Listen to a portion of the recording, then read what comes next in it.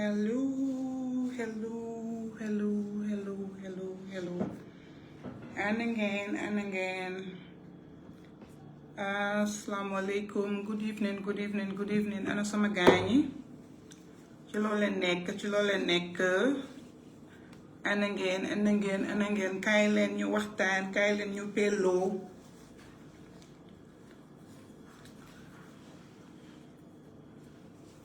Please share the live. Yen me duga si. Please share the live. I'm gonna appreciate it. Please share it. It's going to be a quick one. Right? It's not a long one. Just a quick. I'm gonna man suma ñew live bariwut. Suma ñew live bariwut. Please share the live. Let me also try and share it quickly. And then we can delve into the conversation, okay? Thanks for coming. You guys are so kind. You guys will come and join me. We have a very, epic family conversation. So please, let's share the live. Do me a favor and share it. I'll appreciate it. Dinaa ko appreciate top parce que I want this message to go far and wide. Ñi nga xam ne ñooñ la concerné. Ñu dégg ko ñu jàng si ñu defaraat seen toogaay loolu may jubluwaay gi daal so share leen dimbale leen ma ñu share live bi na ñi ci war a jot ñu jot si dana ma neex lool soo leen ko share okay share with friends with family let's share come on acca leen ñu pelloo acca leen ñu waxtaan. And again, if my voice is clear and audible, the volume is good, please give me a sign. Give me an alert that I'm good. Just give me an alert that we're good so that I can get right into the conversation. Please. Dilen Jeggalu. Let me know if I am clear. I'm audible. Thank you so much. Thank you. And Sister Mam Lisa. Thank you for sharing, Sister Mam Lisa. Abdullah Jallo. Thank you for joining. Usman Drame. ML Jabi. Thank you. You all come. Let's have a family conversation. Nganema, Mam Lisa, lera yu weri koor gi la ñun ñu si jamono koor jeexal ngeen ñun ñu ngi ci betey dafa mel dama ànd ak yéen ngeen pare bàyyi ma fa maa ngi continuer waaye amut solo léegi tey ñun tam ñu jeexal amut solo noonu la thank you Bob Touré thank you share leen ñu amee quick waxtaan xam nga li olof di wax ne rek réeroo amut ñàkk waxtaan moo am man nag am a firm advocate and believer of dialogue right. I believe ne you give peace a chance, you dialogue, understand each other. Ku ci nekk sa njuumte nga nangu ko boobu it ci déggu la bokka nga gis fi nga juumee nga gis fi nga jengee ngeen waxtaan d'accord ku nekk defaraat toogaayam loolu moo waral lii nii man saa yu nekk su ma gisee loo xam ne rek yëfi Gambia la loo xam ne xaw na ma see jaaxal du may toog du may noppi damay duga fi ma war a dugga damay jokkoo ak ñi ma war a jokkoo yal damay waxtaan ak ñi ma war a waxtaanal pour understand xam li tax li xew mu xew oo lu xewut lu tax ba xewut man saa yu nekk ci loolu lay def du yomb nag parce que ñu ngi busy nekk ci yu bare waaye nag dañuy jéem a joxe time parce que askan bi daf ñu ñor te Gambia dafa sax suñ xol bi xeexal askan bi dañ ñu ko mooñaaleel loo xam ne la raxas génnewu ko ci ñun xaste génnewu ko ci ñun saaga génnewu ko ci ñun kon ngeen nangul ñu ko rek def leneen lu may di ñu ñaanal yàlla ñu gën cee sax ñu gën cee déggu te ñu gën cee jub te gën a def li nga xam ne mooy njëriñi askan bi so waxtaan bu gàtta laa leen bëgg a indil rek fii nii pour ñu waxtaan Karamo my brother honorable how are you Mohamed Dabo Ajaratu ahankay I am Ajaratu. If I have more scarves, I'll continue the Ajaratu-ness for as long as I can sustain it, for as long as I can maintain it. I'm not promising, right? But I'm trying. I'm really trying. So first of all, rek di wax ñëpp ne Eid Mubarak, commencé nañ weeri koor bi Ramadan bi ci jàmma, ñaan yàlla yu bari, saraxa yu bari, def ay xeeti baax yu bari, ak ci weer yàlla def na maye kàttan ak wér ak man-man ak doole ba nga xam ne ñu bari jeexal nañ ko ci jàmma. kon dara waruñu lu mooy gërëm yàlla sant ko ci baaxaay googu nga xam ne baaxee nañu ko bañ mun a toog tey ne def nañ celebrate nañ weeri koor di jàppane rek ñëpp julli nañ ci jàmma, ñëpp julli nañ ci mbégte. dégg la nag naxar tiis ak bànneex ñoo ànda. am na ñoo xam ne commencement bi neexutoon mujteel gi mu neex, am na ñoo xam ne commencement bi neexoon na waaye mujteel gi neexul, waaye yépp nag ñu santee ko yàlla parce que yàlla lum sabab si nit lu ko neex si nit lu lay def. lu xew rek xam leen ne moom la ñu jël ko rek jox ko jébal ko you know, nu métti. My Bible tells me in everything give thanks to God, in everything give all the glory to God. kon ñu jox all the glory to God ne may nañu ñu fekkee korite celebrate ko si jàmm ak suñ ay family ak suñ ay andi jàmm ak suñ ay dëkkandoor ak ñëpp. So now the conversation comme caption bi ma def foofu noonu concerns questions, right, in regards to the site visit of the president in some markets within the KM, specifically 2 markets, ñaari marché la visit tey, right, Latrikunda ak Serekunda marché.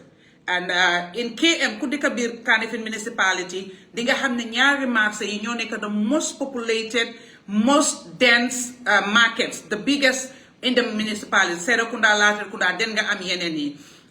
Dégg naa ne nag tamit demoon na Brikama, right? Waaye man right now ni conversation bi dama ko center in KM because foofu laa gën a xam, foofu laa gën a miin te foofu laa dëkk it, right? du ñàkk ne xëy na tamit mun naa am conversation dina yaatu bi egga si Brikama bi ko demoon na foofu noonu waaye li ma tax a jóg mooy ne KM ni ma ko waxee falaa dikka falaa miin falaa xam te falaa sax, you know. So sooy wax it dangaa wax ci loo xam, sooy waxee dangaa wax loo xam ne duñ la ooyaat ëllëg ne la nga waxoon danga juum oo la nga waxoon du noonu. So moo taxit ma ne foofu lay gën a concentrate. So ñun ñëpp gis nañ ne président bi tey jóg na ñu ne dafa def a site visit Latrikunda market and then Serekunda market. Now questions lay njëkkee, questions yi ma am mooy dama gis vidéo si ma gis ne Mayor Talib Ahmed Bensouda nekku fa. ñun ñëpp xam nañ ne ay fan si gannaaw dafa am safara bu amoon Latrikunda mu njëkk ay weeks ago safara bu fa am, right? ñu teg ci ay fan yu néew comme few days ago ñu gisaat beneen safara bu am Serekunda marché. di masawu ñëpp ñi nga xam ne ñoo yàqule foofu noonu su dee benn dalasi nga fa yàqule sax di la masawu di ñaan yàlla mu saafaraal la bépp loo ñàkka yal na ko yàlla delloowaat. lépp loo xam ne sa bos la elloo nga ko te ñàkk ko te yàqule nga ko mu doon métti maa ngi ñaan yàlla come to your aid mu yokka la yombalal la ko delloowaat la lépp li nga xam ne yaa ngi ko fa ñàkka.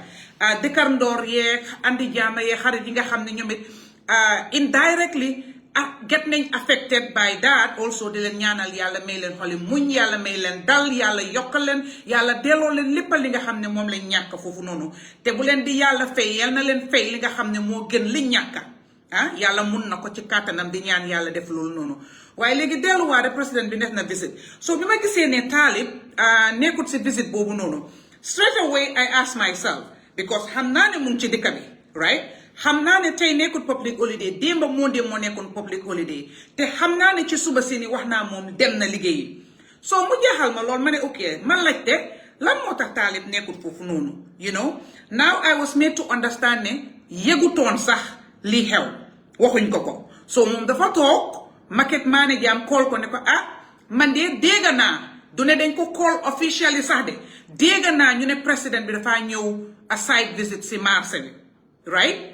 ok xam nga ba Gambia moom amin ñëpp a xamante, you know, man mit nekkul di liggéey biir State House sax am na lu bari su ma ko fa bëggee xam dinaa ko xam parce que am naa fa ay andi jaama am naa fa ay mbokka am naa fa ay well wishers am naa fa ñoo xam ne bugga nañ ma soppa nañ ma te eenee nañ ma jaama ba nga xam ne lépp loo xam ne su ma jaami yaram la su ma jëm kanam la dinañ ma ko wax dinañ ma ko baaxee dinañ ma ko àggale keneen ak keneen ak keneen ak keneen noonu parce que fii Gambia la ñun ñëpp a xamante right so it was not an official communication right to him okay waaye moom moo responsible pour marché yépp si biir KM bi képp kuy ñëw ci biir marché on an official visit or anything else lu utee ñiy jaay ak jënd ci biir marché bi li war li rafet li jekka mooy nga jaar ci moom jox ko cëram cër dafa am ñu ko moom liggéey dafa am yoon lu nekk dafa am sarta fuñ koy taaj ñun nag dañ jël politique ñu mbubboo ko ba nga xam ne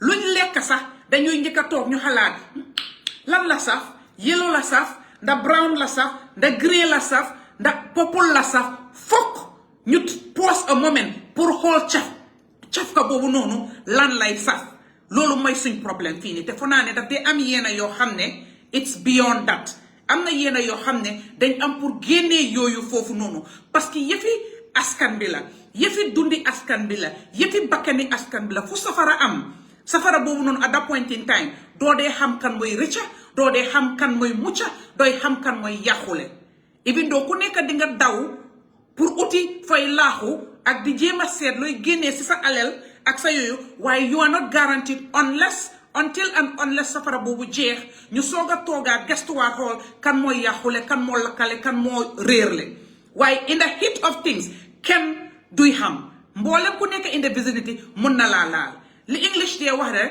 when you are in a glass stone avoid throwing stones you avoid throwing stones because li ñoo wax ci loolu mooy boo nekkee ci néegi weer bul sànni xeer parce que xeer bi ngaa sànni mun na laa dal xeer bi ngaa sànni mun naa toj foo xam ne yow ka ngay jublul pour sànni xeer boobu noonu dina mooy kooku mu ñëw dal ci yow soo moo taxee li ñuy wax rek ëytul di gas pax nga mu ñëw mujjee nekk pax boo xam ne yow yaa faa suul loolu war nañ ko di ko bàyyi xel ba pare ñun tànkaa dëkki jullit right ñu ne ñu ci dañ jógee ci weeri koor balaa weeri koor bi ñun ñëpp toog fii nii baalal ma aha baalal ma aha baalal ma aha baalal ma aha ku nekk di baalu wante aha waaye weeri koor bi jeex benn fan dimanche ñu teg ci lundi bañ ne Tuesday rek ñépp génnee mbubi jaamu yàlla bi génnee mbubi dëkkandoor bi génnee mbubi baalu wante aha bi génnee mbubi yërmande bi solaat beneen mbuba boo xam ne du jur jàmm du indi bennoo du indi yokkatu du indi jëm kanam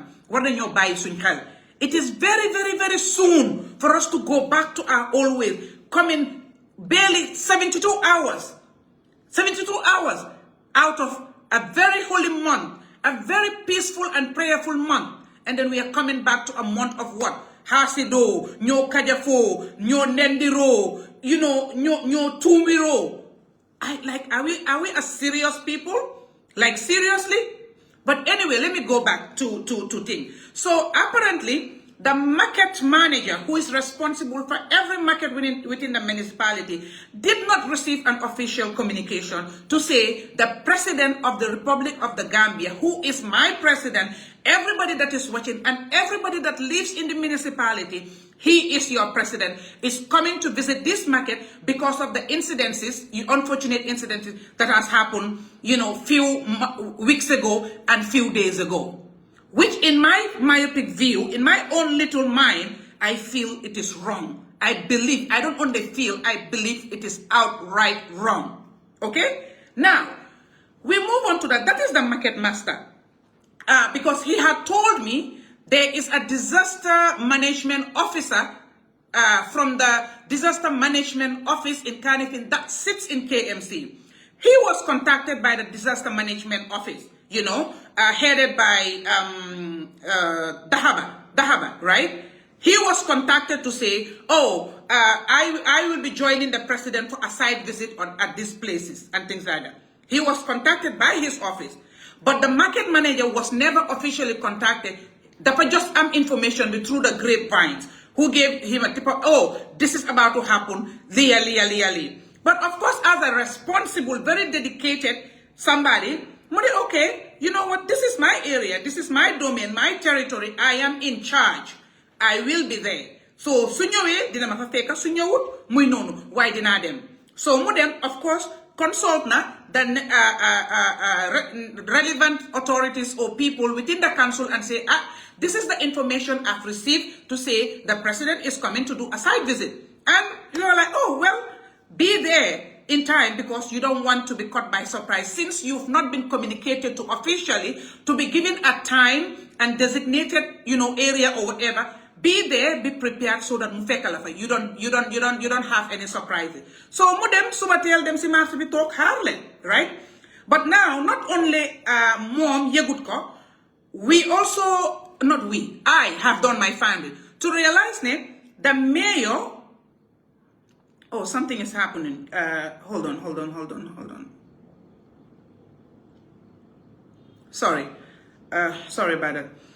I also contacted the mayor, and I said earlier, and he was like, oh, I didn't know. I only had, been told now he's coming, but it's not been communicated officially. Manam can call ma from the office of the president, the protocol, whatever protocol that is being used to say President Bimunge ñëw and all that. Mujahal ma lol mane did. Lolo, there is a break of protocol because President Barrow, momoy President of the Republic of the Gambia. Why, tamit? So joge fofu no nga ñew down local government si tamit dañ am their own protocol, and when it comes to the municipality yalla dafa dogal right ku yebo nangu Talib Ahmed Bensouda mayor mom moy the elected mayor of Kanifing municipality. Lolu yalla moko dogal te the people of Kanifing municipality, the majority ñoko elect. That position nekut a nominated position. Right? It's not an appointment. It's an elected position. Bo xamne askan bi ñoo jël doole bobu jox ko ko. Te doole bobu nonu askan bi ñoo ko mëna jëlaat ci loxom génné ko ne ko jifeet jox ko ku leen neex. So lolu la ñepp wara xamne nga bugga ko bugguloo ko. Understand nga? Mo fa tok. Niko president bi do waxé ñaari president mënuta am ci dëkk bi. Bena as per the constitution mo mëna am. And president bobu nonu moy president Adama Barrow mom lañ nit ñi elect majority of Gambians ñoko elect ñu taj ko fa ñu war ko nangul moko wax ci gémmiñam ma d'accord ak mom ci lolu parce que lolu moy dégal lolu moy loi waye légui su ñëwé ci keneen moy Kanifing municipality comme mom niko nit ñi electé munta am ñaar nonu lañ electé Talib munta am ñaar at this point in time until next election ñaari Talib Bensouda munta am ñaari position mayor munta am kon nañ leen ko nangul nga sanil ko carte sanil loko carte dang ko wara nangu warulo dox ci dara lo xamne dafa sabotage dara lo xamne dafa tuutil position bi because legi it's not more about the personality of the individual, it is about the position. So man dama gis ne tuutil position bi la ñaka respect position bi la ba pare jël politique sango ko be gisatulo motax président wara ñew KM pour visit li nga xamné yaxu bu xew ci askan bi la nga sideline koku not even a telephone call or a letter or an email or a WhatsApp message to say hey dude, don't even call him mayor because you feel too good to call Mayor Talib Ahmed Bensouda. Neko hey boy, hey dude, you know what, the president is coming to KM because the way President Adama Barrow is the commander-in-chief of the armed forces of the Gambia, the Republic of the Gambia, it is the same way that Talib Ahmed Bensouda is the commander-in-chief of the Kanifing municipality. Ding, ding, ding, ding. Yes, he is. Madam ko ori juko sise degulen mahana. He is the commander-in-chief of the Kanifing municipality. Okay? So kon nangu. I feel it was wrong. I feel it was disrespectful. I feel it was undone for the protocol or whoever was responsible to do the necessary arrangements and just show up, drag the president in the car, mu def li mo def ñu génna. But now, this is the irony, right? Okay, ñëw na fofu nonu, ñi ko wara receive moy market manager bi ak staffam bi ñi nga xamne ñoy liggéeyam mom parce que council dañ am a committee that is responsible for markets, right? Ko xamne market manager bi is answerable to that committee. moom oo na ñooñu ne leen lii may xew ñi ci mun a ñëw ñi ci mun a dem nañ right and then nga am councillor honorable councillor suma xariti xol bi MC Cham moom mooy the nominated councillor representing business people in the municipality. He was also contacted. Luckily mu ngi woon si yeneen errand waaye soriwutoon mu bàyyi li moo def mu dem because daf ko war a nekka ciram la pour mu nekka fa moom it dem na so receive nañ président bi and everything else ay yooyu noonu waxa moom won ko round ay yooyu noonu but then suma xarit bi ne ma bi mu ñëwee di waxa because we all saw the videos and the picture am na some few minutes of exchanges with Barrow right during that lineup and throughout the site visit going around and everything else and Barrow was like ana mayor ana sa mayor bi and MC was like oh suma mayor bi yëgutoon ne yaa ngi ñëw fii nii mu ngi si office bi and that is the truth mayor yëgutoon ne yaa ngi ñëw parce que waxuñ ko a whole president mu ngi ñëw si municipality bi waxuñ ko there is no right person who should have received the mayor who should have received the president than Mayor Talib Ahmed Bensouda nañ leen waxante dëgg léegi nañ leen bàyyi politics man nag politikuma lu ma seetlu la lu ma gis la ma feel ne dama ko war a wax te li tax sama bu ko wax mooy that question bi MC wax ne Barrow laaj na ko ana mayor so su dee na Barrow laaj na MC ana mayor which means ne Barrow mu doon expect ne mayor was informed Barrow xëy na mu doon expect ne the right protocol was followed to reach out to Mayor Talib Ahmed Bensouda to say the president bi mu ngi ñëw site visit right pour join you and your residents of the municipality pour mettitlu yaxute bi nga xam ne moo dal askani KMC right because Barrow dafa ñëw pour dooleel Talib loolu mooy woon ñëwam dafa ñëw pour wax ko ne li nga mettit bi nga am ay yaxu bi nga am mang la seen masawu di la join pour mettitlu askan bi nga xam ne ñoo yaxule loolu mooy li war hey ñun ay african lañ hey ñun ay gambian lañ hey ñun ay làkkat lañ dafa am ci yoo xam ne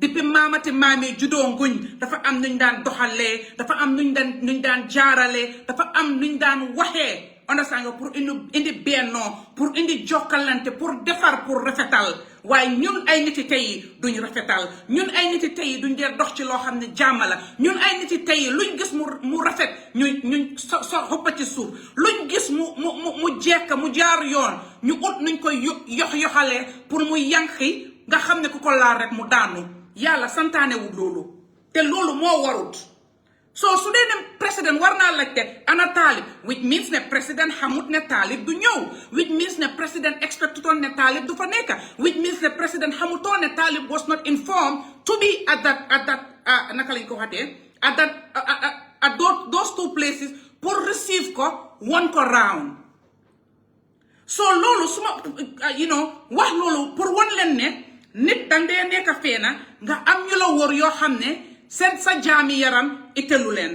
sa jëm kanam itelu leen sa yokkute itelu leen sa baax itelu leen parce que su dee loolu mooy li am te man gom naa MC ne loolu moo am because man MC xam naa ko duma wax loo xam ne amut loo xam ne media bang fa ñëpp a fa seetaan du woon ne moom kenn la a private conversation si kanam yi ñëpp xam nga ne kooku du ñëw di wecci oo du yokka oo di wax loo xam ne amut so comme que noonu lam demee noonu lam ko waxee which means ne yow président Barrow yaa ngi am 42 ministers yaa ngi am 87 advisors how could they have missed that if they are really up for their job they mean well they care about your progress they care about your success they care about the plight of the people and feel that you need to come in to complement the efforts of the municipality under the leadership of Talib Bensouda, right, to salvage the situation of these people, vulnerable people for that matter. Ni ko noon ne li leen war dinañ ko def ni ko noon ne li baax loolu la ñoo def ni ko noon ne ni mu rafetee noonu la ñoo def ni ko noon ne li nga xam ne moom la luwaa bi wax loolu la gaay di def waaye déet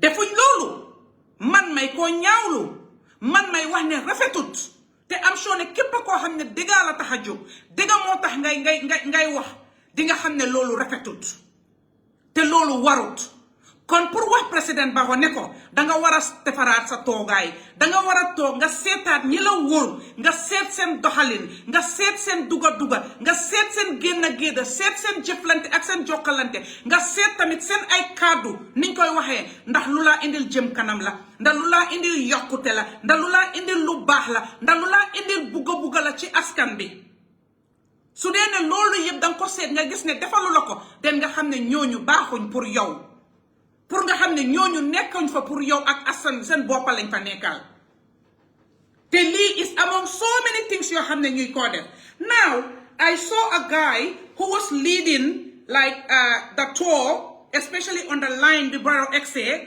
mooy wone ku nekk kii mooy kan now I ask who is this guy ñu ne ma moo nekk the executive coordinator of KM so leen fàttale ko ay jamono Barrow dafa nominate whatever select for lack of a better word Banjul ñu ne jël na fa KM ñu ne jël na fa they call it executive coordinators right that particular person and his staff they are housed somewhere in Fajara okay so apparently kooku moo nekk the person that was contacted so moom moo receive Barrow di ko wanale kii mooy kan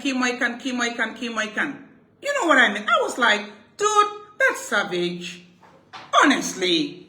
Xam nga, diga la, ñu la nominate, elect la, select la, jox la office and everything else. The office is, 3% furnished. You really don't have a lot of work to do. So you will try to grab on any opportunity that one nañ la kanam bu free ku ne la leader, you'll be jumping. Because for once, you have a job to do. But you took a job that is not yours. You took up a role, a function that is really not yours. You perform a role that is not your business. You were supposed to be a spectator. You were supposed to be an attendee. That's what your role was supposed to be. But nothing else. Because you know nothing about KMC. You know nothing about the markets. You know nothing about the administration and the management of this market. So therefore, you were the wrong person to receive Barrow and try to take Barrow around for show and all that. That was not your role and you should not have done that. Gis nga leena lañ dee war a bàyyi xel ñun dañ dee kontaan suñ jëree dara si nit jox la ko dañ dee kontaan waaye doo dee toog nga xalaataat lan moo tax ñu jël ko si nit jox ma ko o lan moo tax nit mu ngi fa already waaye ñu indi ma jox ma foofu noonu di teegi kooku noonu di jaar ci man doo dee laajte lan moo tax because yaa ngi toog possibly you were not doing anything so ñu create la that yow dang dee feel ne oh it's privilege it's prestige you have something to do dang ko dee celebrate dang ci dee kontaan waaye li ñuy wax kaama it comes back right back to bite you where you least expect it because fii loo fi def muy di rafet di nga ko gis loo fi def muy lu ñaaw di nga ko gis te dañ war di try ci lépp lu ñuy def muy suñ kër yi muy suñ liggéeykaay yi muy su politics bi muy si business bi ci lépp lu mun a nekka nañ di try pour make sure ne woy ga rafet suñ fa génnee waaye ñun tey rek lañ dee xalaat duñ xalaat démba so executive coordinator boobu executive director executive whatever the position is because I'm not too familiar with it that was not your role that was wrong you are being pushed to fight somebody else's battle. In fact, there is no battle to fight. There is nothing to fight here. Because we should not be using poor people's plight, these vulnerable people's situations and predicaments. We should not be using it to score political points. We should not. It is very, very, very wrong and disingenuous and dishonest of anybody, including myself, to use the vulnerable people's plight to score political points, to get some 3 minutes fame and pause, to get some 3 minutes, 5 minutes relevance. It is wrong. Yalla, dafa la bidal bakar, lolu warut. Because pour man, okay, it's good ne bara juk ne, why you know what li mu ngi xew fofu nonu, madam setelen. Why now? I need somebody to convince me ne, that was not clouded and shrouded by politics. Because this is not the first of its kind. It is not. Birkama incident bi hapune dafa yaga. It's not like now. You know what I mean? Now you have the Latir Kunda one.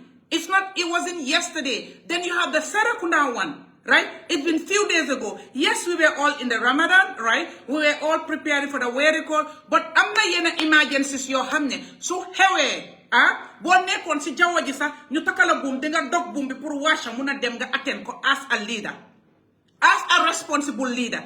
There is no excuse of any kind buy war a tax yena emergencies yi doo fa mun a dem, doo ko mun a attend, doo ko mun a fekkee. As a leader is not just a position. It's not just a title. Dafa anda yu bari yermande, degu, olute, jubal, jubante, yerem askan bi, min askan bi. Lolu yep moy leadership. It's not the position. Ak motoy, ak halis bi, ak padiem yi, ak otli bi, and all that, ak protocol bi. It's not that. Lolu is not leadership. We need to go back to base, New Janga. Leadership is about service. You need to submerge yourself in the service of the people. You need to be humble. Humility should be a badge that you wear. Come to the level of the people. Listen to the people. Listen to them. Do less of talking, but more of listening as a leader. Lolo my cherry leader. Lolo my qualities of a good leader. Why man leader si ma dee gis yalla xam na ne Shakespeare su jógatoon dina redefine leadership or mu change the word and give it something else, because liñ dee def is truly not leadership qualities. It's truly not leadership quality. We are busy fighting. We are busy sabotaging each other. We are busy criticizing each other. We are busy bashing and bad-mouthing each other. We don't uplift people when they're doing good job. We don't support people when they're doing the good thing. All in the name of politics. I've been saying, and I'm going to continue to say, politics is a noble thing. Politics is very noble. But us that do politics, us that are involved in politics, ñun ñoo dishonorable, ñun ñoo dishonest, ñun ñoo deceitful, ñun ñoo manipulative in our actions, in our deeds, and our words. But it can be better. It should be better.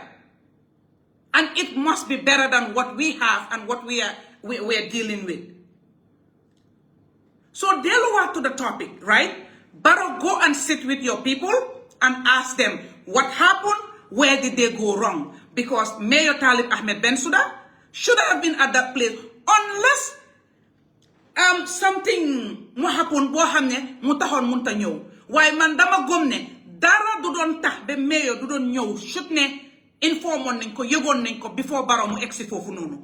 Man xamna ne dara du ko don télé ñaka dem fofu nonu parce que ba safara ba xewé it was early morning. Nit ko am family la am jabar am ay dom yu ndaw way guddi gogo non la jog dawal motom andak ñim wara andak dem fofu nonu so ko mëna def lolu nonu digge becc ndal kama bi ni suba la sax won that was in the morning we ordered oru defu dara or bi jeexna xam ngeen ne koku non te tay is a work day he was at the office xam ngeen ne koku nonu pour mu ñew fofu nonu lolu nonu yomba nako lolu warta nek problème. Why? Just because of buga nañu create a situation, right? And then you just know, just for give somebody a good name and show somebody, okay, ñun ñoo leen buga. Understand nga one wa ñun ñoo leen buga. Wow, ñun gisu leen indi nañ president bi, blah blah. Ñaata situations ñoo xew fi ni ci dëkk bi ni. Bo xamne, you understand nga? The state or the government is partially responsible or directly or indirectly responsible for those things. Why didn't you guys drag the president to take him to those places? Oh, I know why. Because there are no political points to score there. There are no political points to score there. But of course, things like this, they can turn people's predicament and bring politics into it just to score point. It is wrong. It is dishonest. It is unjust. It is very unfair on those vulnerable, poor men and women trying to make a living, to survive and take care of their families. It is wrong. Let's stop that. Man, I see that to be cowardice. Man, dama gis loolu ne ragal la parce que mënuloo create sa own valid selling points boo xam ne you can sell to the people to buy them you understand, to draw them to yourself, but you're going to write on people's predicaments, people's unfortunate situations to score political points. It's not right. Let's stop that. Let's begin to do decent politics. Let's do politics of issues, politics of, policies, politics of facts, politics of evidences, empathetic politics yoo xam ne it adds value. It adds value to the people. Politics yoo xam ne yokkute la moo indi, jëm kanam la moo indi ci askan bi, wecci askan bi from grass to grace. Politics yooyu noonu lañ war a spend suñ time ak suñ energy. waaye politics boo xam ne du amul dara lu may def lu may yàqa xaajaale feewaale xuloo xeex. Politics boobu amul njëriñ te yàlla duñu fi bindal tiyaabo. Politics loo xam ne la dañ ci di war di jaamu yàlla. Politics yàlla daf ñu ci war di bindal tiyaabo parce que politics bonul. suñ biir kër yi sax ñu ngi politics ak suñ jabar yee suñ jëkkër yi, ñu ngi politics ak suñ doom yi, ñu ngi politics ak suñ boss yi si liggéeykaay bi fu nekk. Politics pexe la pexe. Politics mooy persuasion skills la pour convince nit ki ne waruloo def lii la, suñ defee lii la, waaye yépp baax moo war a nekk end result bi. loolu moo war a nekk end result bi, waaye du ay yëfi naxaate, du ay yëfi fen, du ay yëfi njuuj njaaj, du ay yëfi sàcca, du ay yëfi luubal. Politics warta nekk loolu noonu. Again li ma leen wax rek bëgguma fi woon a yaaga, lii laa bëggoon a wax di ñaax siyaleen lii. Baro dama bëgg mu gis ko, dama bëgg Baro mu gis lii nii, mu toog mu seetaat boppam, mu laaj ñim doon liggéeyal ak ñana indi idea bi pour ñëw visit lan moo tax loolu amul. ana sanga parce que comme moom dem na ba laajte ana Talib, ma bëgg koo jox the benefit of the doubt ne yëgut ne Talib was not informed, yëgut ne Talib was not told ne this was going to happen, unless moom si boppam mu génn ne man maa leen wax ne buñ ko yëgal. Kon that would be very, very hypocritical and double standard to do that and still be asking, where is he? So just for the fact that you ask, because you did not see him, right, and you don't know why he was not there, you ask, I will give you the benefit of the doubt that you did not know that he was not informed, and by that you were expecting that he was going to be there. And if that is the case, you need to do the needful and nip it on the bud and tell your guys ne am na yenn yoo xam ne dañ ci war a génne politique, nit ku nekk jox ko ciram. Gis nga hey li ñuy wax rek suma broda bi Dudu Jah mu ne gis nga ku bëggut ñu jiite la doo musa jiite. Ku jiitu it nekkuloo di def njiit li muy def nekkuloo di ko def yow tamit ñi ngaa jiite diñ def lu njiit bugga. Affaire bi two way la, li ngaa joxe loolu ngaa receive. doo expect yow nga nekkal leader boo xam ne jubuloo doo jubante, yërëmuloo askan bi nga expect ñu yërëm la, nga expect ñu jox la sa cër te yow joxewuloo cër. mënuloo nekkal leader boo xam ne yërëmuloo askan bi nga expect ñu yërëm la. mënuloo nekkal leader boo xam ne respectuloo askan bi nga expect ñu respect la. li ma jàng si English mooy respect is earned. You have to be deserving of respect before you will be respected. Te respect yow yaa war a njëkk a respect sa boppa. Naka ngaa respecté sa boppa mooy def li la war. boo demee nag ba nga xam ne you are falling short of li la war dangaa bàyyi nga génna nga jox keneen mu def ku mun. boo demee ba óor ne ñu ngi laa disrespecté, lu tax ñuy laa disrespect parce que li nga war a def defuloo ko, li nga war a wax waxuloo ko, fi nga war a jëfeewuloo ko. ngir lan xëy na sa ñàkk xam-xam la oo sa ñàkk man-man oo sa ñàkk doole. dangaa gëm yàlla nga bàyyi ku mun ko xam mu def. waaye nit ki loo ko jox rek loolu la laa delloo. Gambie bi nag yow dégg naa la président Barrow nga wax ko liggéey Gambie ñëpp ñoo ci war a bokk, ma d'accord ak yow kenn mënuloo ko, ñëpp ñoo ci war a bokka. waaye tamit su si ñëpp di bokka dañ ci war a jox ñëpp seen cër pour ñu mën a def li leen war su boobaa mu rafet. At the end of the day, Talib is the mayor of the municipality, but you are the president of the Gambia. And the municipality, KM, is in the Gambia.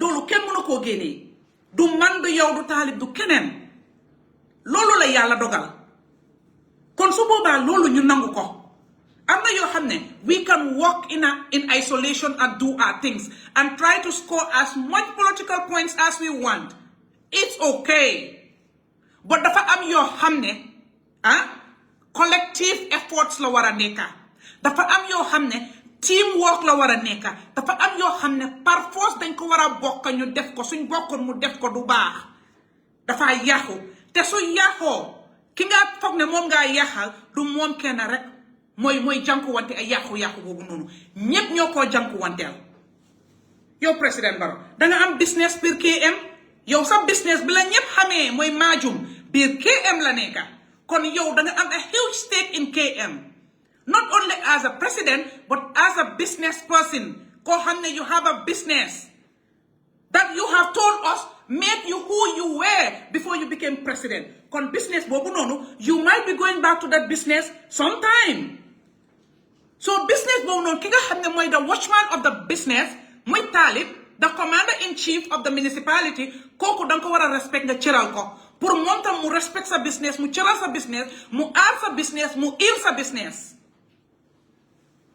so nit ku nekk sooy def dangaa xalaat bul xalaat léegi xalaatal long term effect bi am na short term am na medium term am na long term am na lifetime so dee leen di def analysis yooyu noonu ñu xool ne this is beyond politics this is beyond the personality you may not like him and nobody is forcing anybody to like anybody it's your choice it's your decision to like and dislike it's your choice to support and not support but you know what respect should be given and there are laws right that dictates everything the governance of the government the governance of the municipality the governance of the constituencies the governance of the ward the governance of the villages and everything else dafa am loi yoo xam ne sarta moo tegu yooyu lañ war a toppa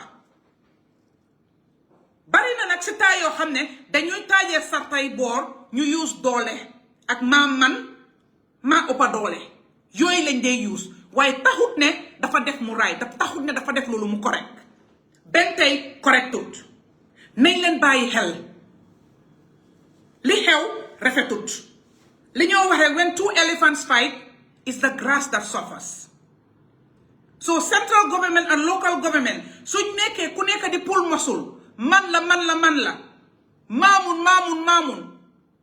maa ëppa doole it doesn't affect central government or that lini is the people that live in these places ñoom ñooy suffer especially the vulnerable people especially the less privileged people especially the women especially the young people the young boys and girls ñoo dee soona so nañ leen di bàyyi suñ xel si yooyu nañ leen di delloowaat suñ xel si yooyu nañ leen politique waaye politique suñ koy def nañ di xalaat ñi nekk suñ gannaaw nañ di xalaat li tax ñi tax ñu jóg ne dañoo politique parce que bu doon politique la suñ biir néegi rek wax bi naka lañ ko doxatee feteel du jub bal du tàkka parce que suñ biir néeg la it's a private matter suñ biir néegi la it's a private matter du yooni kenn waaye buñ ne national issue yooni ñëpp a ci nekk nag unless ku nekk toog ne bugguma cee dugga waaye du suma affaire boobu soo ko waxee wax loo digga bugguma cee wax am nga ci droit duma ci bokka am nga ci droit duma ci naka lañ ko xatee duma ko laal duma ko jege am nga ci droit am nga sañ-sañ boobu noonu waaye pour ne bokkuma ci déedéet boobu noonu déedéet pour ne du suma affaire déedéet boobu amut pour ne du suma business boobu amut it is everybody's business parce que dëkk bi ñun ñoo ko bokka ñoo ko moom soo lépp loo xam ne yitti dëkk la ñun ñëpp ñoo ko bokka ñun ñëpp a war a jóg ñu rafetal ñun ñëpp a war a jóg ñu xeex ko yépp xeex gi nag pour jubal la xeex bi pour rafetal la xeex bi pour defar la xeex bi pour gis ne ñëpp bennoo mu am equality amul kumba bu am ndey kumba bu amul ndey we are not in an animal farm boo xam ne all animals are equal but some animals are more equal than others dañ war a jógee ci loolu yéen tamit nag war nañoo dépasser loolu time politics nañ leen politics waaye nit ñi suñ amee ay tolof yu ñoo jànku wanteel nañ leen bàyyi politics ñu bennoo ñu mel ni ki musuñoo nekk in different camps ñu mel ni ki musuñoo wear different colors mu mel ni ki amuñ different gom-gom na gom-gom yi nekk benn jubluwaay bi nekk benn yërmande bi nekk benn su boobaa doole bi dafaa gën a rëy te su boobaa luñ songa ñu daan ko loolu lañ war a def ñi yàqule kana xam ne nañ mun a amaat liñ yàqule kana ko xam te leena tam taama nañ ko gis nañ fi ay flood victims year in year out flood dafa am nga gis all the politician leader ku nekk solal ma la boots ñëw di dugg si biir ndox bi di juutu di jonkon di sega di top for the optics for the pictures waaye suñ fa jógee nawet dina ñëwaat lañ fa bàyyi woon loolu lañ faa fekkaat yëpp pour picture yëpp pour politics loolu noonu naxaate la te yàlla bëggul naxaate yàlla fen bokk na ci yoo xam ne daf ko sib fen bokk na ci baakaar li yàlla sib yim gën a sib fen parce que xam nga lu tax fen mun naa rey fen mun naa laabal fen mun naa xañ nit loo xam ne waru ko koo xañ fen dafaa yaxa fen duy defar fen daf dee yaxa moo tax yàlla sib ko soo war nañoo bàyyi naxaate bi di dem di fenal ñi nga xam ne xëy na xamut oo seen xel màccut si yéenay di leen wax loo xam ne dañ leen koo gëmloo te fekkay óor na yàlla óor na ñu ne ñun li ñoo wax noonu gëmuñ ko te duñ ko def nañ leen bàyyi suñ xel sorry you know me and this life thing I'm not the best in this life nañ leen bàyyi suñ xel dégg ngeen because maa ngi gis Pa Modou Bojang mu ngi binda a post ne fanaa bi gay demoon Brikama it's like a stone throw away from moom studio bi and for some reason he only got to know ne Barrow mu ngi demoon Brikama after the fact and mu ngi wax ne Barrow yéen a ngi wax ne ok ñun media bi duñ dee fesal lu baax li ngeen di def Barrow jóg di dem pour seeti ñi nga xam ne ñoo yaaxule si laka-laka lii lu baax la loolu lu baax la parce que mooy président bi amul dara lu gën a baax loolu noonu soo loolu lan moo tax doo leen wax ñi nga xam ne ñoo dee lawal tas xibaar ñi ngeen di accuse ne duñ dee génnee seen lu baax lii waroon naa nekk loo xam ne ngeen xool leen ne leen Barrow mu ngeen dem fi ni ngeen xool ndax dinañ ñëw ndax duñ ñëw kon yéen tey su ma mënee jàpp damaa ne yéen seen accusation bi is baseless parce que ku xamul mënut a génne ku fekkeewul mënut a report on koo leen yëgalul mënut a ñëw Pa Modou mu ngi ko binda so Barrow look at your PR team at that state house look at your communication team at that state house the blunders they do are so many to excuse it they do more blunders than work not in their PR not in their communication not in their write-ups not in everything that they do there must be some unexcusable blunder and these are people that work with the state house at number 1 Marina Parade, the most important office on the land of the Gambia. So they can excuse your hand for one every 2 years, one every year, one every quarter. But every publication, every engagement, every interaction, blunders will be spotted out your hand and you will wonder, who are these people? Are they really up to the task? Are they really worth their salt? You guys get paid. These positions are not voluntary. So for God's sake, do the job. Do the job as it is expected for you to do. But you know the only way you can do the job right, do it as per expectation, is if you detach yourself from politics and leave President Barrow, the politician, right, and his politicians to do the politics. You have a job to do, and that job you have to do it for everybody else that is contributing to that tax money to pay you. When you put a barrier to understanding, I'm not a politician, I'm here to work for the state, and the state is everybody's, President Barrow is going to go, somebody else comes, but I still stay, because I am not for President Barrow, I am for the state. When you realize that, then you will begin to do a good job. When you realize that, you will begin to do what your job entails or what your job dictates. But yéen a gën a politique President Barrow. Da nga gis cameraman President Barrow sax mu ngi si internet bi si Facebook bi di defante nit ñi. A cameraman, a video person, videographer, ñëpp ñu ngi si Facebook bi di defante. ñu ngi ci politique ñu ngi xuloo ñu ngi xasante so yow time bi nga war a use nekk si internet bi di Google AI bi di seet naka ngaa mun a développer sa work mu gën a baax naka ngaa mun a upgrade sa boppa to be at par with international standard when it comes to photography, when it comes to videography, when it comes to content creation. Instead of spend the time doing that to learn, you are busy fighting people on Facebook. Of course, you're going to lose a lot of time. You are not reading to better your grammar. You're not reading to better your comprehension. You are not studying to better your skills in communication, right? You're not engaging people, to lecture you, to teach you, to help you, to tutor you. You're not doing that. You're not spending your time on all those things to develop yourself, but you spend your time on fighting. When you're paid to do a job, you don't do the job, you're doing somebody else's job. That's why you do all these blunders. The advisors, instead of you go and learn best practices to advise President Barrow, you are busy fighting. The ministers, instead of you sit in your office and do the job, advise the president, you are busy fighting back and forth. Going around every radio station to spew lies and garbage and sugarcoat and not talk about the truth. So therefore, you will not advise the president rightly. And when the president goes out, he does blunders. When the president speaks, he does blunders because ñi yaakaar ñi ñoo fay nekkuñ di def seen liggéey. Liggéey yi ñu seen boppa du seen liggéey. Nekkuñ leen di fay pour loolu. So you guys are very, very dishonest to him. You guys are very, very unfair to him. You should check yourselves. But Barrow si boppam min day mbila bi moo war a toogaat mu seetaat boppam because the mistakes are too many. The blunders are too many. The errors are too many. And all of those cannot be excused. Dafa am fu mo tollu matay nga ko oyé matay because doo ko oyatee mistake matay nga ko oyé te fi nga war a xalaatee rek mooy ne boo génnee si position boobu noonu nga war a toog di góoyaatin si social media bi si vidéo si understand nga nit ñi ñëw di waxtaan ak yow di la nettalil ba nga fa nekkee la xewoon la xewut ay yooyu noonu foofu la laa méttee nit ku nekk foo mun a nekk nga génn fa fexeel sa woy mu rafet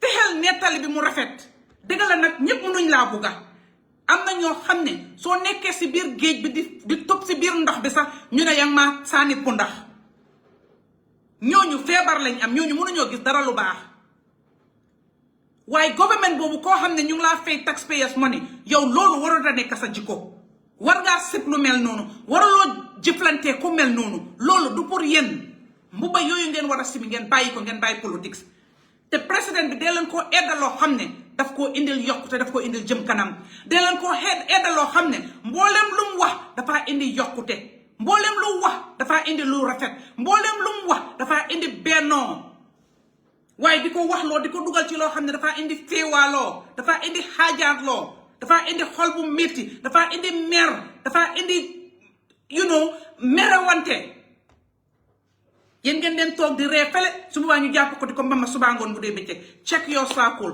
go back and advise yourself.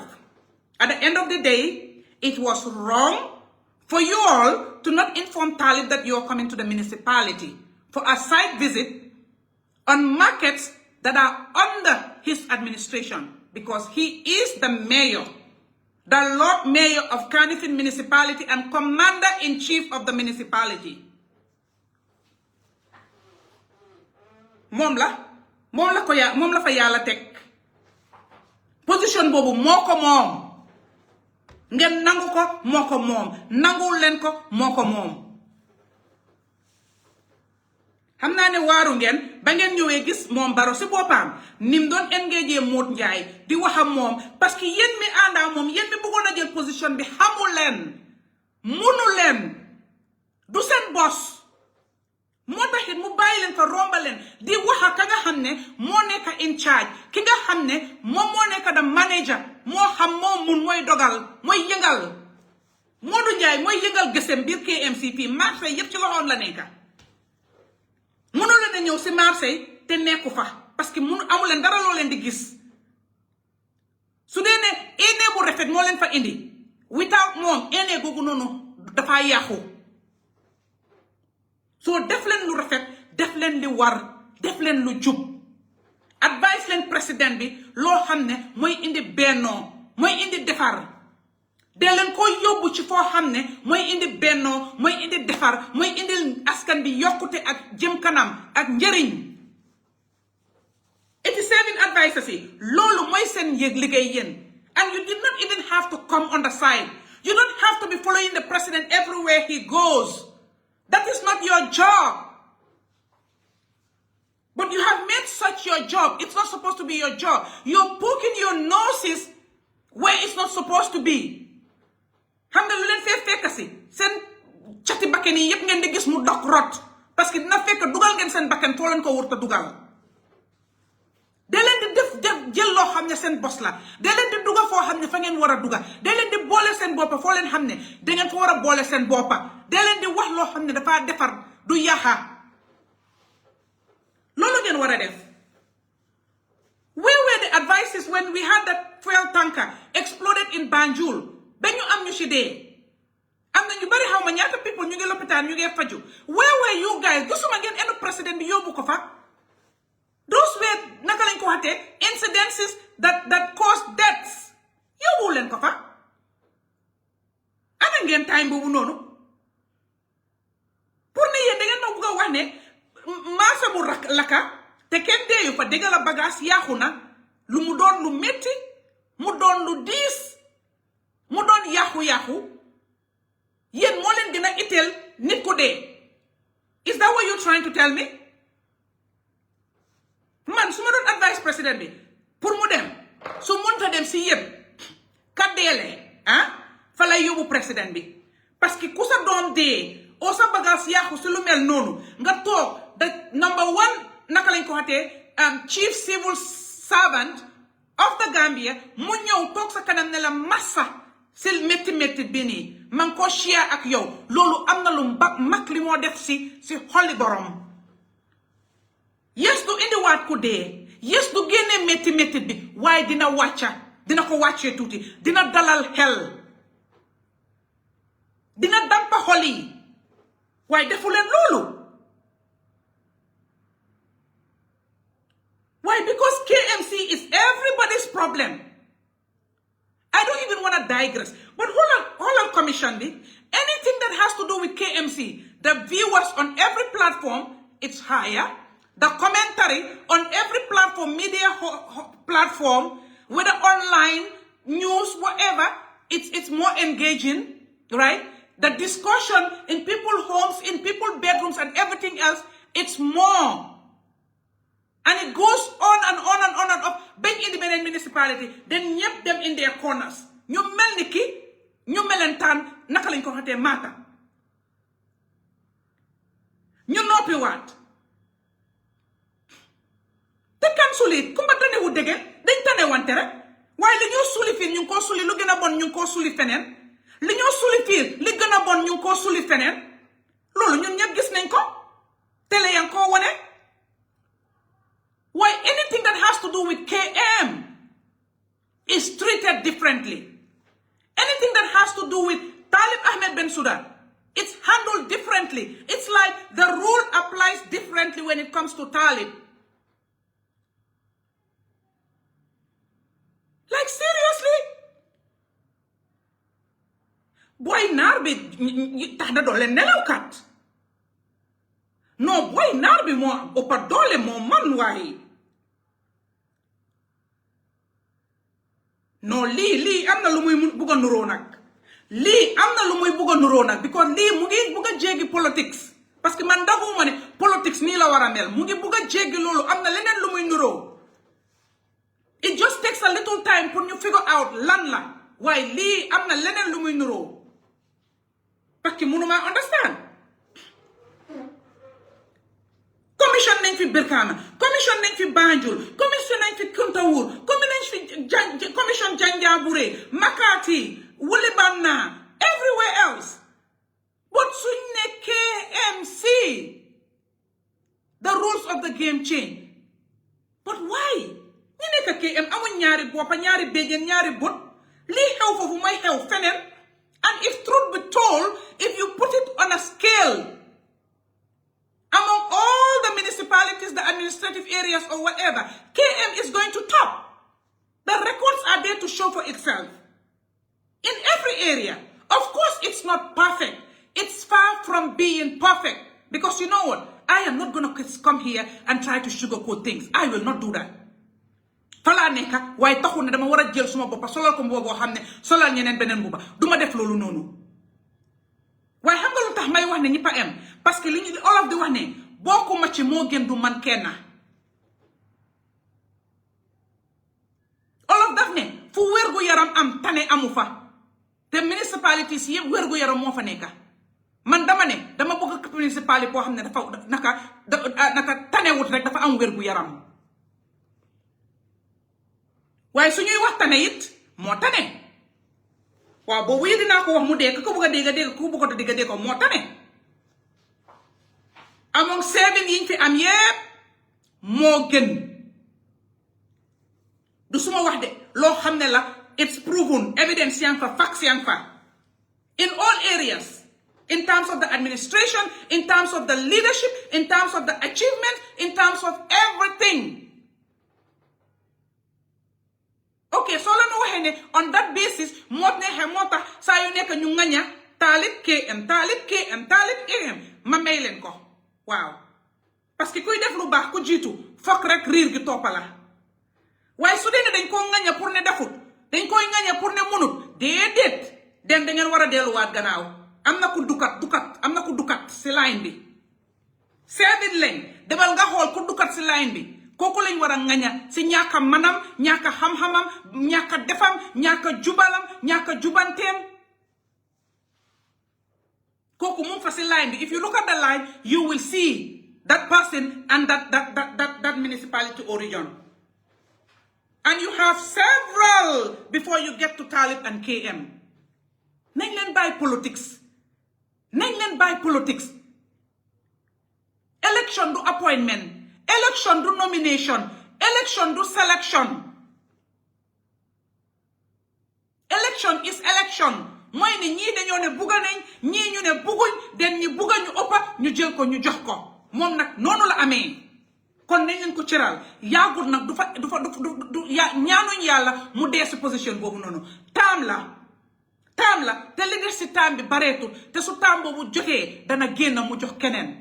Su boba ñun mi ngagne ñun mi wax ñu sét bam fa néwon lam def ak ka fa né lam def ñu mëna xam lan mo gën luñu ordé suñ bëggé measure la fa néwon bala mom ak mom ku déggu ku gom yalla ku xam lu baax ku xam standard di nga xam né la fa né légui mo gën la fa néwon fukki yoon ak juroom do ko tollalé sax lolu yi man mako wax ci suma gis-gis ci suma xam-xam loolu it maa ko wax so boobu nañ ko taajee boor su ñëwee ba keneen ñëw after moom den indi leen si taam ñu gis lu gën li nga xam ne moom loolu la def den su boobaa drapeau bi ñu jox ko kooku noonu du si ay wax de du si ay bali de waaye ci evidences si facts evidence lu ne jihad lu ne fànga jarul jihad lu ñuy gis teg si suñ bët mun a wax ne déggal la lii ak lii ak lii ak lii nañ leen bàyyi politics bi advice sa Baroy advice leen ko parce que mooy président mooy seen président mooy suma président mooy président yi Talib mooy président yi bépp Gambian képp kuy identify as a Gambian mooy sa président nga bugga ko moom la nga bañ ko moom la te su boobaa képp koo xam ne yaa ngi dëkk Kanifing municipality a resident of Kanifing municipality Talib Ahmed Bensouda mooy sa meeyo nga bugga ko moom la nga bañ ko moom la nga woteel ko moom la wotatuloo ko moom la loolu li moom la yàlla dogal ku yeboo nangu parce que kenn mënu ci dara lu mooy yàlla subhanahu wa taala moo ci mun dara kenn mënu ci dara moom rek moo ci mun dara si esa yi nekk nii tant que élection jotangut ñu génne ko fa kon lii warugalam nañ leen ko bàyyee mu def ko lii cëram nañ leen ko bàyyee mu def ko of course nag foo xam ne dafa fa li mu war a def te mu ne fànga ku nekk na nga jóg nga taxaw nga woon ko ne li nga war a def du loolu nga li nga war a def defuloo ko wala li nga def te rafetut boobu li am ngeen droit parce que yéen a ko fal yéen a ko fa taaj loolu tamit suñu right la pour ñu def ko waaye li nga xam ne amuñu right bi mooy ne by force dinañ fexe pour génne ko fa naka lañ ko fa fexe pour génne ko fa si fen si sos si njuuj njaaj si tapale ci sos loolu samput kër ñi ñoo fay ñuy sos di njuuj njaaj di fen sax yóbbuwu leen fen fañ ne woon démb fa lañ ne tey ba tey soo yéen mi nga xam ne fayuñ leen pour def loolu bàyyi leen ngeen uti leneen loo leen def lu dul defar kenn waru cee de duga nañ leen dooleelante nañ leen waxante dëgga prédicament ni jàmbur buñ ko politiquee tolofi jàmbur buñ ko politiquee mettiti jàmbur buñ ko politiquee nit su amee mettit bay jooy buñ ko politiquee luñ war a bàyyi xel la Talib nag the next election the boy is busy working. I've got news for you all. He has so many things for the municipality. And the boy is busy thinking. The boy is busy strategizing. The boy is busy consulting to bring development, to increase the development in the municipality. Yen toog leen di wax di binda rek yéen. Di ngeen mere seen bopp de. Wallahi di ngeen mere seen bopp bi ko time dina am ngeen toog seet ñun ba ñoo wax yépp ndekete kii ci lii la nekka. You know, what I see Talib doing is, a professor told me, you build in silence so that the enemy will not know where the foundation is to break it. So let me divulge an information to you all. The naysayers, the haters, the bad mouthing, Talib is building in silence. And you guys will not know where the foundation, the pillars are. And it's going to become so strong that you're going to fight your entire life to break that foundation. And you will not be able to break it. Because you're not wise, you're not smart. You're driven by emotion. You're driven by hate. You're driven by envy. You're driven by jealousy. Lolu mo len di drive ba tax do len de gis. Come on. If you fight too long and you're not winning the battle, come on, choose another target. This target is too strong to hit down, to knock off. The target is too strong to overcome. So bàyyi leen balaa ngeen di rusloo seen boppa. Again, dama nanti rek ma ne xaareen ma ñëw ma raise these things, these concerns and questions yi nii ñu waxtaanee ko. I hope you guys will share mu eega fi mu war a share, you understand? Nte man naajam pour ko ñëw kajafi, nte man naajam pour xaasidiya koola, nte man naajam pour politique koola, naata jang pour baadiya kacha. Parce que nte be sabaterin KMC, Mayor Talib Ahmed Bensouda le mun tela mayoti, atale mun na commander-in-chief of the municipality, andung mingia okas waleyente huri, whichever one. Ya understand? Barom muntel be la presidenti. Whether you support, whether ima support, baro le mu presidenti, Gambia el president no. Niko jumale baro Gambia el presidenti, ate damale ba fula nam. Fulan jantije, saban jantije, nani jantije. Kilin doron nem, ate.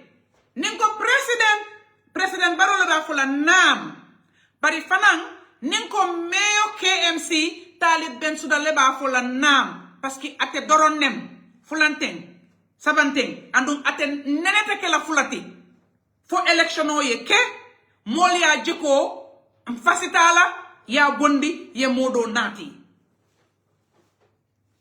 Ni woman ke, atelem. so na tarantol lata alala nga ko understand ko atelem nga bunya diala parce que positiono ani bunya le nata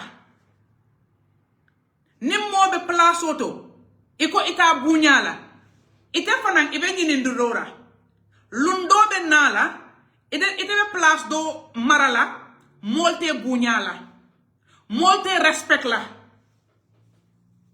parce que yalla munem kabiri modo fanan ye nyaton ka ya e man la fi pour ka bunya e man la fi pour ka respect e man la fi pour ka tama ala kangola andum ala fita munna waranta fula fan ala fita munna min nyanta kela pare stuma wata dol bije nyatan ko aka lafi munna anin men nyanta kela ni abuka ke kelinti nte ka fule ko nte ta kela nyaton ko lafita munna nte be min kela abe kela min nyanta kela minnen luwa anaka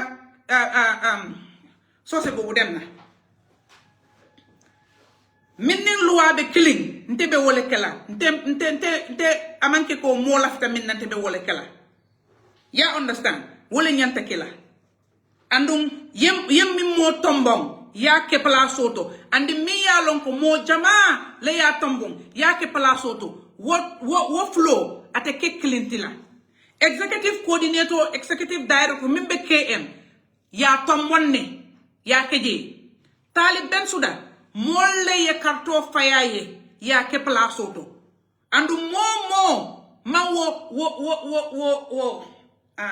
naka nde wo he dole sa dole hamon na ko de moma wo sembo soto pour ka bondije mol mi ya keje wolle ya sembo soto ando wo sembo amanke ko ebe nala ya kajafi o ya neng o isa hasidi ya kela o isa sifatam fango fansin kela no karto ebe wole fayla pour ya bondije ni ma la fije bari executive coordinator mi ya keje naman wo la kumo noma wo lafta minna naman wo ke ase wuli somanda kilindoro aya faye ko nge bayle ya understand amanke kilinti andum iman nyanta tala ya ke kilinti iman nyanna wo tala e ka push pour aya doko ke mimma ke ala doko woti aya da dundi kol minto ya lonko ala hajo tije womanke ala doko woti womanke ala hajati womanke ala affaireti woman nyang ando walatin nan ko benna lan teni mole diam nga foko nyantan na hakilo tula politiko tuman wati do bije nim molbe bataren nim molbe kumbola nim mol la fengo tinyara nin tinyaro keta nga politiko landi jana nga ke kilinti ntol me mo be nga mol masaw nga mol nga duwa ke molla nga mol makoy domandin nga mi soto nga nyo makoy wole kambengo wole ka kol samba ntol be nga ke kilinti abe nice la num natara president baron nata yetali commande protocol ate manyana commande la protocol tije channel bije ya call ya fa president de awolita bi ako alaftana la KMC parce que ay ñing dimba ko moyle min keta later kunda min keta sere kunda alafta pour anin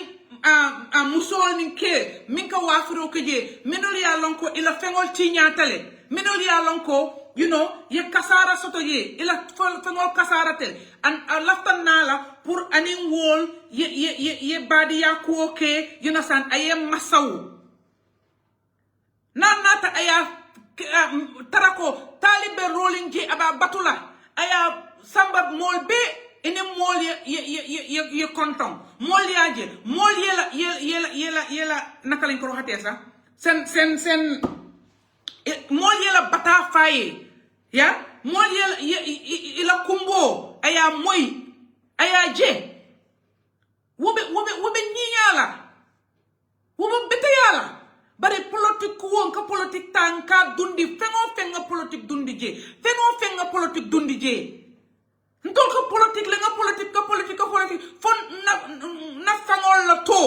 nkanyina ntol la fangol fonte musolem fonte kelem nkanyina jumalem bamati nkanyina jumalem famati nkanyina jumalem musoti nkanyina musu jamale musu jelle ben bulu nkanyina na dingol la to nkanyina all because of nga new politique la fo man fen lon ko tenke nyanta wo bulala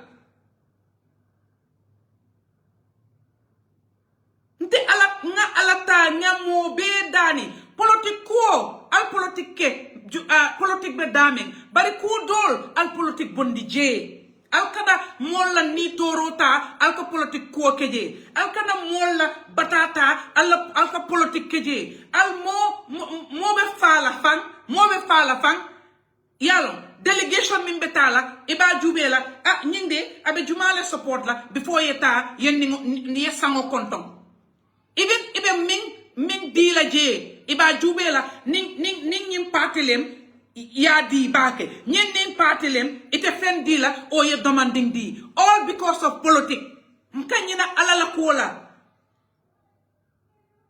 nkanyina mansala kola alale mansoti jang ni moye sembo soto mote sembo soto la min danta alala semboti bi ntebe diamu la ten nse woli jang ala ya je ko you know what nena la diamu siatele yala munem mbe nene fala karab in the next minute ya je social media mol be ka ko nene fatale ala se wokeno ntenga lonko ala se wokeno le mobe fa hay nene ba fukan talib la ko nene la fita talib la ankay la fita talib la wowo amanke ma boro fan la fita la bake la fita la nene be talib fasala nene be politique wala bari ale bi ajube atatale bari amanke mo la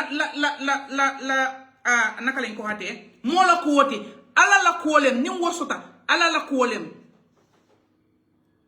ala don yese ko mono say lafta ntol be ngawo mira ntol be nyanta wo mira la bibi mbe nyinkela soma iko atatale bibi mbe jang mbe kelola ntelem position iko fak itata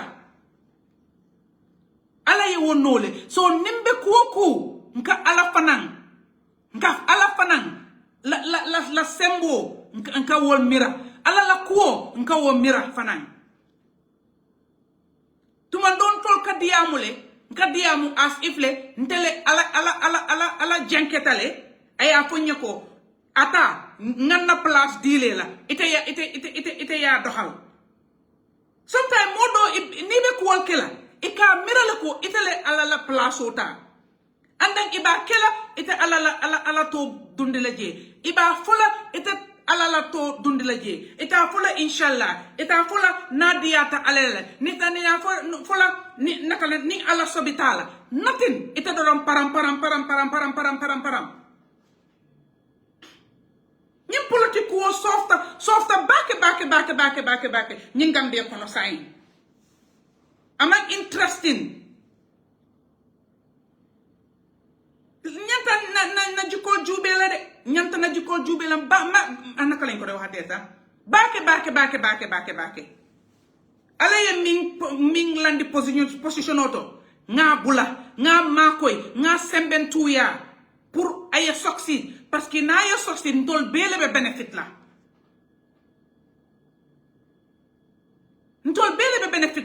bari na tarante ma support mantara parti killing fan ntela doa be avec la pour ay fail na fail ta den tebe content la ntebe jubilate la ntebe celebrate la the only time I will jubilate is election. If I win you, I will jubilate. After the jubilation, we have to come together and work. I will not celebrate anybody's predicament. I will not celebrate anybody's failure. I will not celebrate anybody's, bad situations. No. Anybody that is riding on people's predicaments, right? To be able to win or able to gain something, you are weak, you are a coward. I want to fight on a level playing field. I don't want to fight on somebody who is we're not on the same level. I don't want to fight somebody who's struggling. I don't want to be holding weapons and you're not holding weapons and I want to come on you to fight with you. No. We cannot measure. We cannot measure up to that. Let's be on a level playing field. We compete, we fight, then at that we'll be able to measure. Waaye fii dañ fi am nit ñu nasa, nit ñu ñàkk mun, nit ñu óoluwut seen boppa. Lu nekk ñu ngi laaxu behind situations. Saa yu ñu waxee rek dañoo have a situation to prevail itself ñu jóg wax. Suñ génnee rek dañoo have a situation to avail itself pour ñu génna.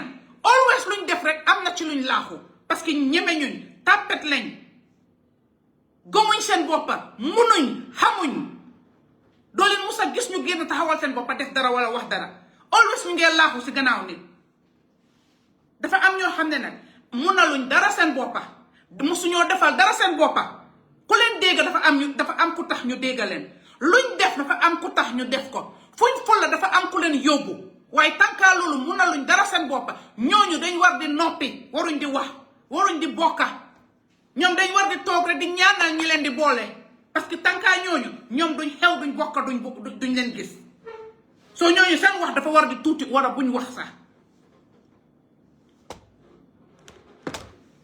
xiif naa sonna naa. By the way, these donuts, pancakes, right? Oh, very yummy. Very, very yummy. It's so nice. Right? Been a chef, a young lady, young lady. She's my niece. A chef, internationally trained chef.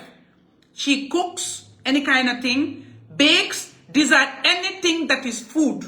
Xam nga ne man dama bëgg a lekka bu neex. Man suma kër ku fi ñëw xam ne lekka bu neex rek nga fay fekka. Right? Ku musa ñëw suma xew, suma party, suma event, di nga xam ne duma como. Te tooga yépp moo koy tooga. Mooy tooga suma xew, mooy tooga lu nekka. Ngaru la tudda.